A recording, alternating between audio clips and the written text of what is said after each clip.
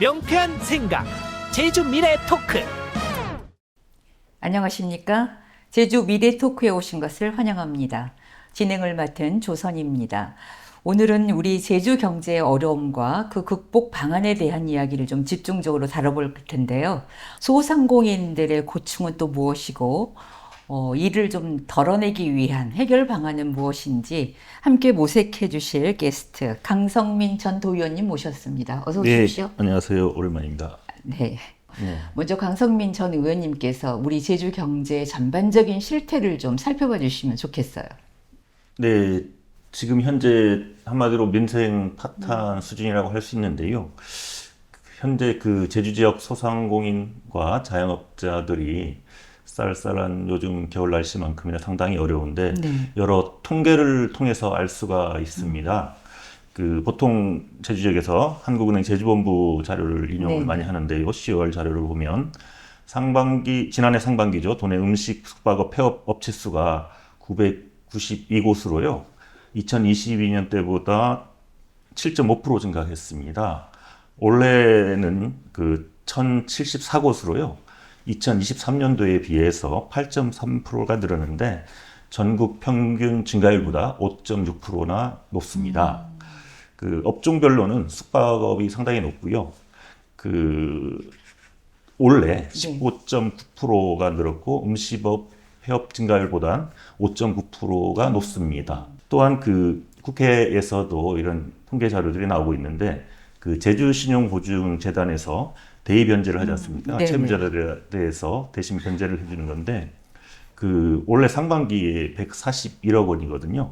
작년 동기 109억 원에 비해서 29.4%가 증가를 했고요.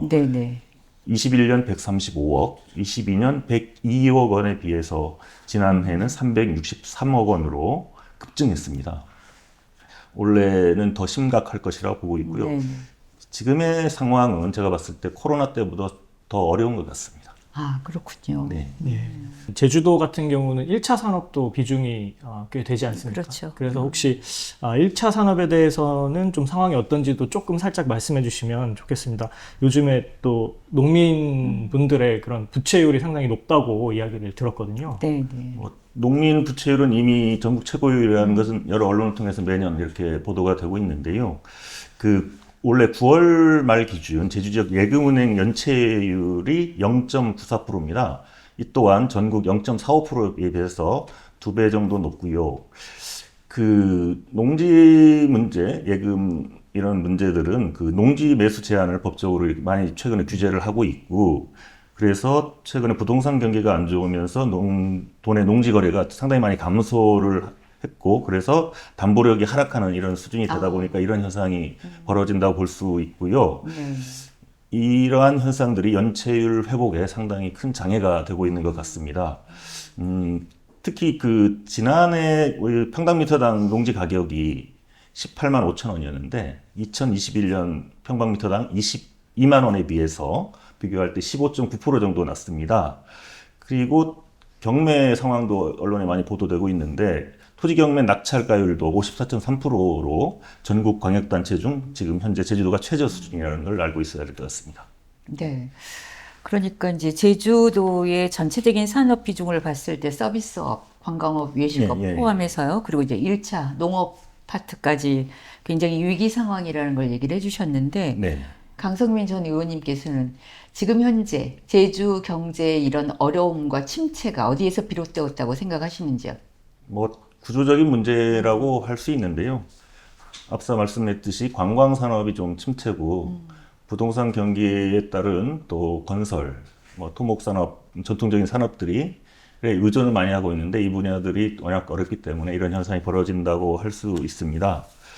이와 함께 전국적인 현상이겠습니다만은 상당히 물가가 최근에 많이 올랐었지 않습니까? 그래서 소비가 위축이 돼 있고, 그리고 고이율 상황이 지속됐지 않습니까? 최근에 좀 내려가긴 했습니다만, 이자율 상승에 따른 경기 침체, 그리고 관광 산업과 아울러 말씀드린다면 엔저 현상 때문에, 그래서 일본으로 국내 관광객들이 상당히 많이 가고 있고 경쟁력이 떨어지는 측면이 예, 그렇죠. 중국의 노비자 건도 상당히 앞으로 제주 관광산업의 위축에 큰 좀 문제가 될 것 같고요. 결국은 즉 그 내수 침체가 네. 상당히 내국인 관광객들이 제주를 찾는데 그 위험 요소로 이렇게 작용하고 있다고 볼 수 있겠습니다. 예.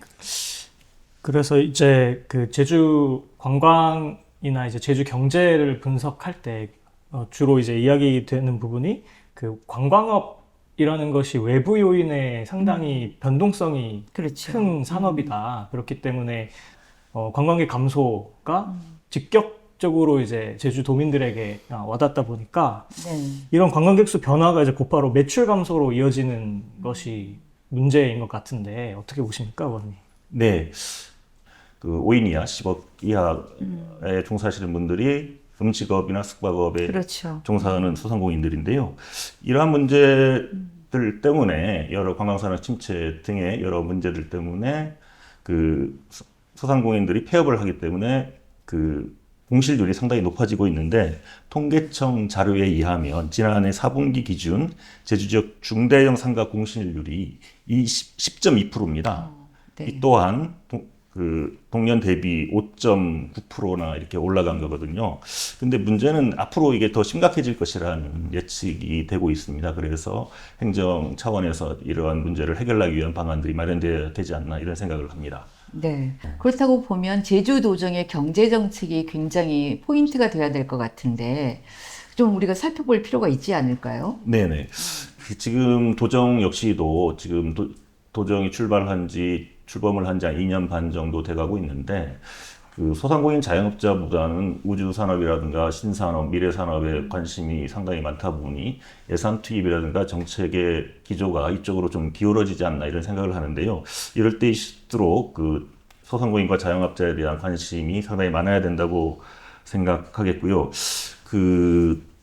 제가 봤을 때 소상공인과 자영업자 관련해서 우리 코로나 시기에 우리 도의회라든가 또 관계자들이 상당히 많은 그때 신경을 썼기 때문에 그나마 제주도가 좀 그 다른 지역에 비해서 좀 안정적이었다는 얘기가 평가들이 좀 있었습니다. 네.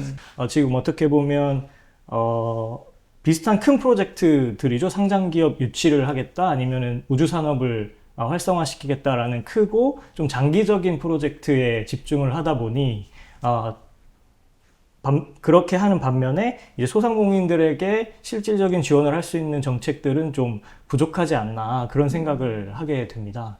이건 저는 잘 전문가가 아니라서 잘 모르겠습니다만은 경제정책도 투트랙이 필요한 거 아닌가요? 대형 프로젝트가 반드시 필요하고요. 또 제주 같은 경우에는 외부 투자, 또 해외 투자 같은 것도 굉장히 중요할 테고 자생적인 어떤 경제 기반을 죽지 않도록 이렇게 이 인공적으로라도 살리는 그런 대책들이 필요할 것 같아요. 예. 그 소위 말하는 산업 구조 재편 뭐 이런 표현 쓰지 않습니까? 산업 구조 재편도 제주 지역 내에서 소상공인 자영업자 비중이 워낙 높기 때문에 상당히 좀 필요할 수도 있겠고요. 네. 하지만 우리가 실질적으로 현재의 상황을 무시할 수 없기 때문에 그 우리의 전통 산업이라는 게 있지 않습니까? 네네네. 관광산업, 1차 산업, 뭐 건설업까지 전통 산업을 무시해서는 현재의 난국을 좀 타파하기가 쉽지 않을 거라고 생각을 하고요. 그 제주도 같은 경우엔 항상 그 사람이 많이 왔을 때 경제가 호황이었습니다. 뭐 예를 들어서 올레길이라든가 이효리 효과 등등 이런 게 있을 때 제주도가 인구도 늘었고 경제도 좋았다고 저는 생각을 하거든요. 이런 것들을 우리가 간과해서는 안 된다 이렇게 생각을 합니다. 올레길도 말씀을 하셨지만 정말 제주이기 때문에 거기 가서만이 볼 수 있는 어떤 관광산업적인 아이템들이 좀 자리를 잡아야 될 것 같다는, 그래야 거기에 이제 같이 곁들여서 소상공인들이 외식, 숙박 같이 살아날 수 있지 않을까 싶은데요. 그게 좀 우리 현실에는 더 맞는 거죠? 예, 우리가 특히 대형 프로젝트 개발 사업 외자 유치를 하다 보니까 그 큰 규모의 뭐 골프장, 리조트 산업 과정에서 도민들과의 마찰 이런 것들 때문에 관광 산업에 좀 부정적인 요인들도 작용을 했다고 저는 보거든요. 네네. 국제 자유도시 프로젝트라든가. 하지만 관광 산업 사람이 제주에 오는 거는 상당히 중요한 것이라고 저는 생각을 하고 경제 활성화에. 그렇죠. 하지만 그 관광 산업도 여러 패턴이 있지 않습니까? 아까 얘기했던 올레길이라든가 뭐 6차 산업을 활용하는 거라든가 여러 지금 MZ 세대에 맞는 정책들도 만들 수 있기 때문에 이러한 부분들을 정책화하는데 심려를 기울여야 되고 노력이 필요하지 않나 이런 생각을 합니다. 네, 네. 지금 이제 뭐 위기 상황을 또 하나부터 열까지 다 꺼내다 보면 다 여러분들도 익히 알고 계실 문제일 것 같은데요. 정말 중요한 거는 이제 제주의 민생 경제를 어떻게 회복할 수 있을 것인가, 네. 그 방안에 대한 논의가 아니겠습니까? 뭐 상당히 어려운 문제도 그쵸. 저도 뭐 경제 전문가도 아니긴 한데 네, 네. 제가 도연할 때라든가 좀 사례들이 있기 때문에 그걸 좀 말씀드리고 싶고요. 네. 지난 시기 IMF가 있었고 그리고 서브프라임 모기지가 그렇죠. 2008년도 있었죠. 그리고 사드가 있었고 코로나가 네, 네. 있었는데 이럴 때보다 지금이 더 어렵다고 합니다. 도지사를 비롯해서 우리 공직자, 도의회, 정책을 만드는 입안자들께서 상당히 좀 이 문제의 심각성을 느끼고 엄중함을 인식하고 해결에 좀 앞장서야겠다는 좀 자세가 상당히 필요할 거라고 보고요. 두 번째, 도정이 출범한 지 이제 2년 6개월이 다 돼가고 있는데 그 경제 정책을 비롯해서 여러 도정 평가에 대해서 우리 의회라든가 시민사회, 언론, 정치권 등에서 토론의 장이 그렇게 마련되어 보지 못했다 이런 생각을 듭니다. 그래서 오늘을 계기로 해서 경제 정책뿐만 아니라 여러 도정의 정책에 대해서 한번 검토하는 자리들이 좀 꾸준히 좀 마련됐으면 좋겠다는 생각을 하고 있고요. 한 예로 2022년 때 그 코로나가 장기화됐었습니다. 그때 경영회복지원금을 357억 원 정도 풀어서 6만 명의 소상공인한테 지원한 사례가 있고요. 네네. 2020년 말에는 그 개발공사 사내 보유금이 있습니다. 200억 원을 특별 기부금으로 제주도에 이렇게 지출한 사례가 있는데요. 그 당시에 워낙 소상공인이 어렵기 때문에 이런 문제를 타개를 위해서 실시한 정책인데 상당한 좀 효과가 있었다고 저는 생각합니다. 그렇기 때문에 민생회복지원금 지급에 대해서도 도정에서 적극 검토할 필요가 있다고 생각을 합니다. 네, 네.